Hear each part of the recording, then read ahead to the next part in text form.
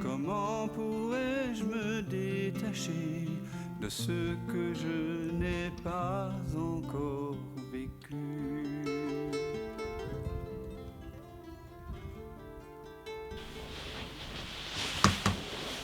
Est-ce que c'est ouvert de votre côté? Oui. Est-ce que là, tu vois, là, est-ce que c'est ouvert là?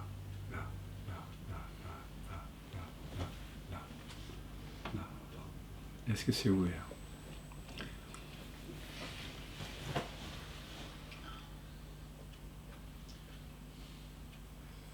Bernard. Oui, naturellement, c'est ouvert. Enfin, je pense que naturellement. Non, mais là, est-ce que En c'est ce moment. là? Parce que tu fais ça. Ça me fait penser un peu, tu vois, Coussi Coussa. Tu connais la blague? Non, mais. Mais je vais te la raconter avant. Comme oui. ça, ça va te faire un électrochoc. C'est l'impression, mais vas-y. C'est une histoire de ténor. Hein, parce qu'à l'opéra, il y a beaucoup d'histoires de ténor. Et donc, on dit dans le milieu un peu bête comme un ténor. Hein, mais peut-être c'est pour ça que c'est un peu le Toto des chanteurs. Et donc, c'est quelqu'un qui a une voix, une sacrée voix, une pétoire, comme on dit. Mais il chante dans le chœur. Mais il est un peu bébête. Mais le chef de chœur l'aime bien parce qu'il apporte beaucoup de puissance. Il est très sérieux au pupitre des ténors. Et donc, mais il ne peut pas devenir soliste parce qu'il est vraiment trop bébête. Mais parfois, on donne à un choriste un petit rôle. Des petits rôles, genre 2-3 phrases. Ça existe dans les opéras. Et donc, le chef de chœur demande au chef de l'opéra, au directeur de l'opéra, s'il ne peut pas lui trouver un petit rôle. Il dit, ah, bah si, j'ai un petit rôle dans un opéra contemporain, on va l'auditionner. Et alors, quand il apprend ça, il est tout content, tout guiré, tout ça. Ça fait 20 ans qu'il travaille dans le chœur, et d'avoir un rôle pour lui, sur le soliste, même si c'est qu'une phrase. Il doit juste chanter Coussi Coussa. Et donc le baryton arrive à la répétition, il lui fait « Comment ça va ?» Et il lui fait « Coussi Coussa !» Merci monsieur, merci, c'est pas la peine de tenir note aussi longtemps, c'est juste 4 temps. Mais bon, ça ira. Donc superbe voix, tout ça. Et puis les répétitions de cet opéra commencent. Et lui, dans tous les couloirs, « Coussi Coussa !» Coussi Coussa !» dans les toilettes, dans les loges, et tout le monde en a marre. Et il se sent en forme, il se sent plus, quoi, en fait. Et puis, on approche des répétitions finales et tout, et toujours, comment ça va? Coussi Coussa !» Merci, monsieur. Un peu moins long, alors il apprend petit à petit à raccourcir sa phrase. Tout va bien. Et on approche de la première. Et il répète « Coussi Coussa !» « Coussi Coussa !» Il perd sa voix. Une angoisse qui monte, la pression, plus de voix. Et il descend sur scène, il dit « Je peux pas chanter tout ça. »« Non, monsieur, là, on peut rien faire, on n'avait pas de remplaçant. »« Ah non, on n'a pas de remplaçant pour votre rôle. Sûrement pas. Allez, entrez sur scène. » Le baryton arrive. « Comment ça va ?» Et lui, il fait... Et puis il sort de scène.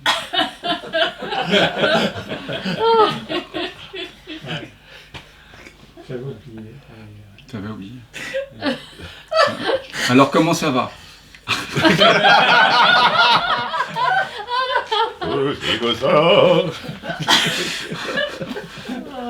Est-ce que l'ouverture est là? Mais c'est pas la peine de retourner le doigt pour que l'attention se retourne. En fait, dans ce qui observe, c'est ce par quoi ça observe, l'espace est déjà là, cet espace d'accueil dont on parle. Ouais. Il est déjà là. Ah, bah ouais. C'est pour ça que je te demande, est-ce que c'est vécu? C'est vécu, oui, c'est vécu même en se baladant dans la rue. Non mais là, En ce moment, oui. ouais. Ah, voilà. C'est vécu, il n'y a pas de... Maintenant. Ça avait l'air flottant. Non, c'est peut-être la façon de m'exprimer qui est... Ah, alors ça veut dire que quand tu t'exprimes, tu perds la présence. Tu oui. perds, voilà. Il y a quelque chose qui, tu vois, qui est flottant.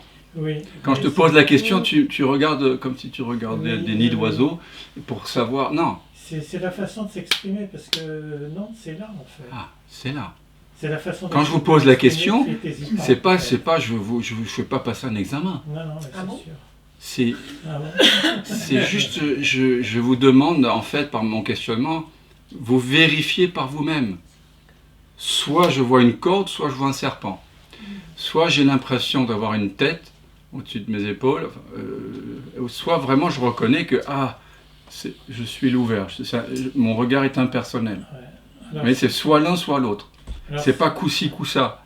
Mais c'est peut-être la façon de s'exprimer. Là, ce qui est vu, c'est effectivement une sorte de vacuité, un espace d'accueil. Il y a vraiment une vacuité, c'est-à-dire qu'en fait, il n'y a pas de... Il y a juste ce vide là qui est vu et qui accueille tout ce qui est là, en fait. Et donc, comment il est le corps quand tu vois ça? Le corps, en fait, la tête n'existe pas naturellement. Ouais. Mais justement, dans le dessin que tu as montré, que je connaissais, mais je n'avais pas eu la même interprétation que toi, cet espace vide que la mémoire pense être la tête, en fait, cet espace vide voit également certaines parties du corps. Hein. Oui, le corps apparaît, oui, dans le vide, oui. Il apparaît dans le Mais vide. il apparaît comme les balles de jonglage. Voilà. Comme Il apparaît de façon... une partie.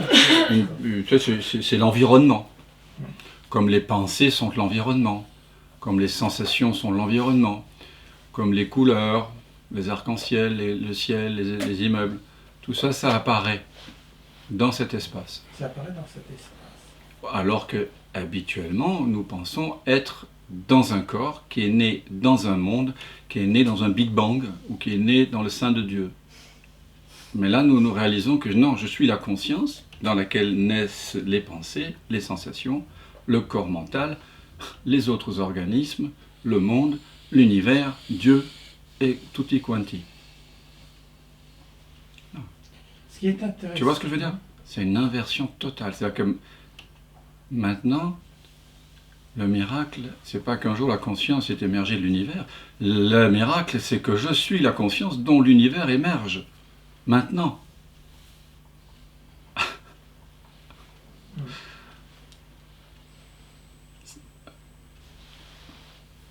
C'est au-delà du spatio-temporel. Tu peux répéter cette dernière phrase, s'il te plaît? Et d'ailleurs, je trouve... Bernard? Non, de toi. Je disais quoi?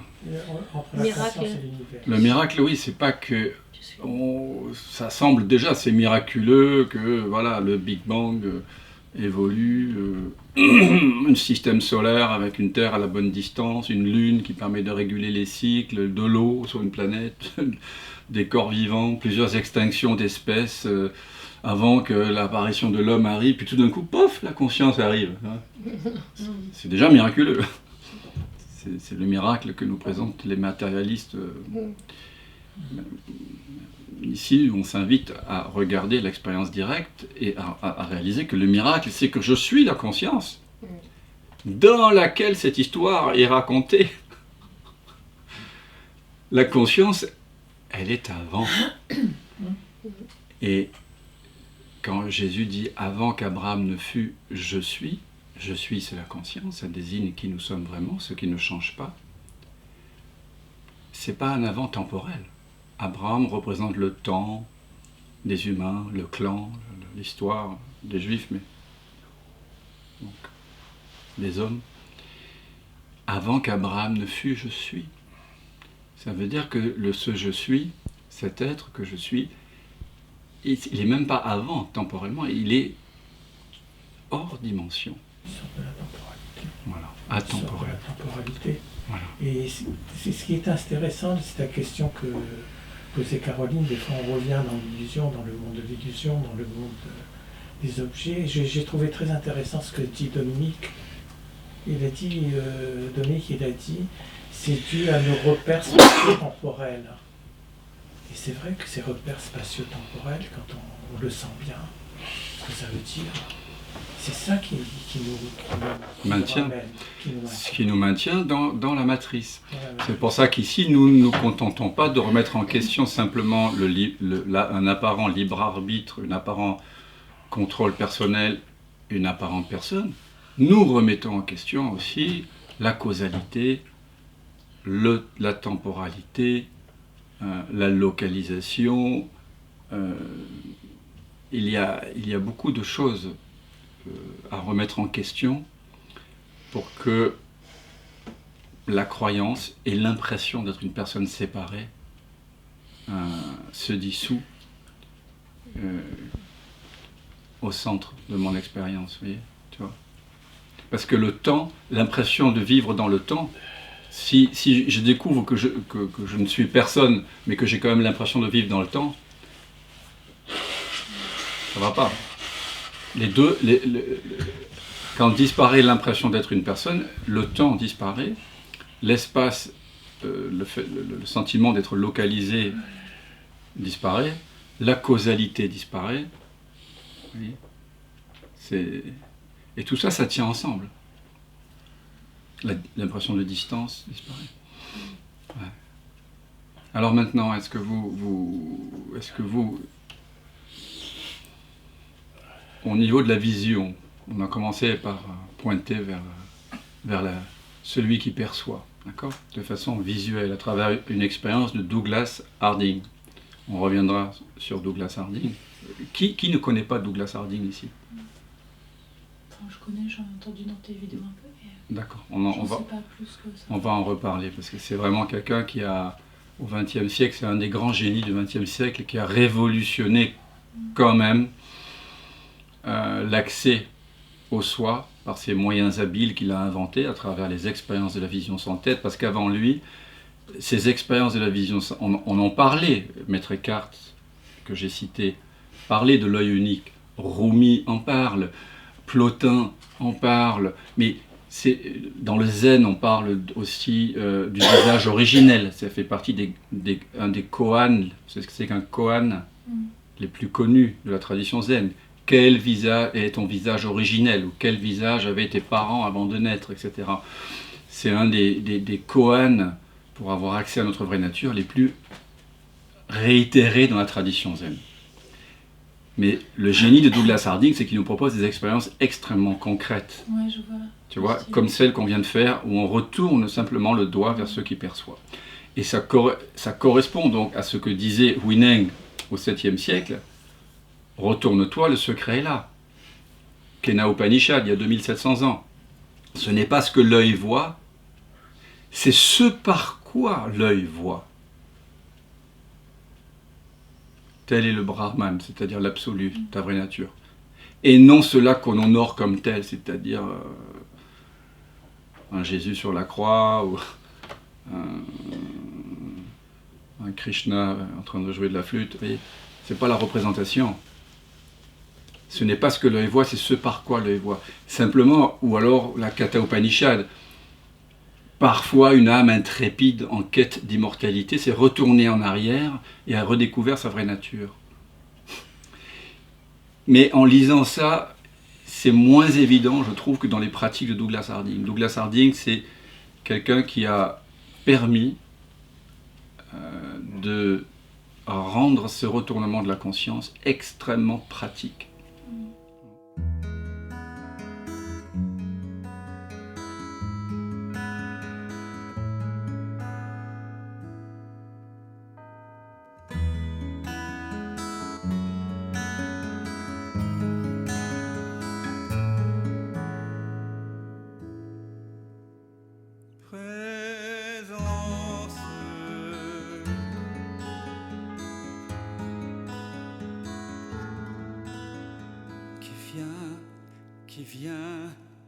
Qui vient de l'absence,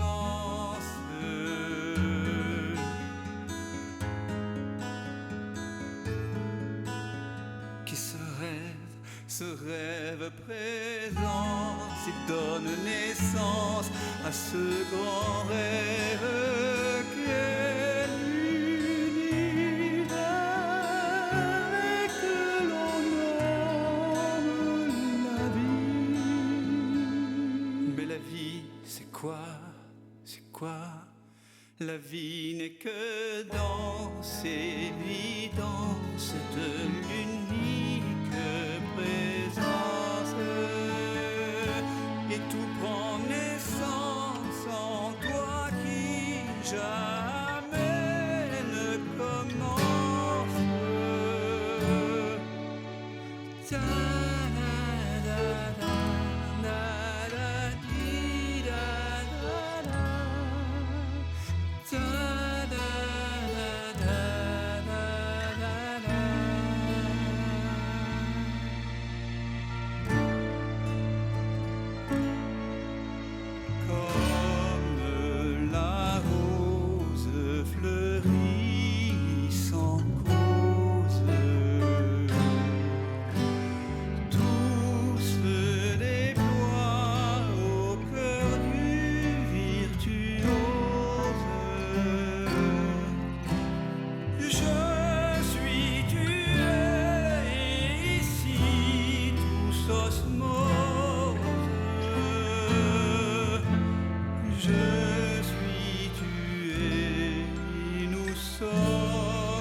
Comme elle fait de la même substance, présence.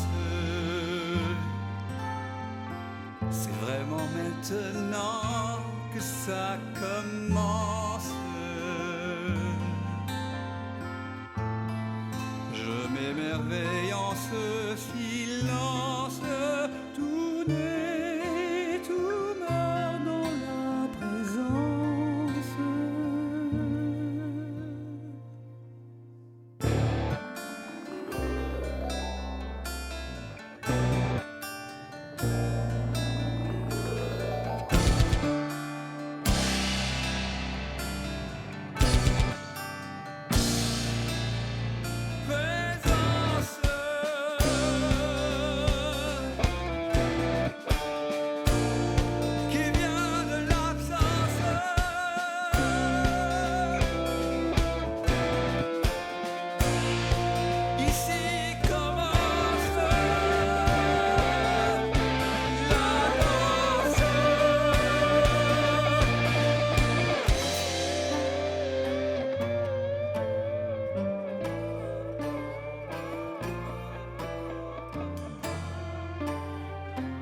J'ai tant cogné à ta porte pour te connaître, vérité.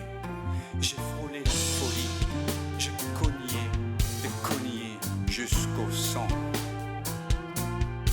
Un jour, la porte s'est ouverte et j'ai su que j'avais frappé de l'intérieur. C'est le mystère infini de l'un jouant à être deux pour danser avec lui-même. Tout ce chemin, c'est plaisir, la souffrance. Pour moi que tout ça n'est qu'un rêve immense. Je suis tué et nous sommes comme elle, vêtus de chair d'une drôle d'absence. C'est le jeu de la présence.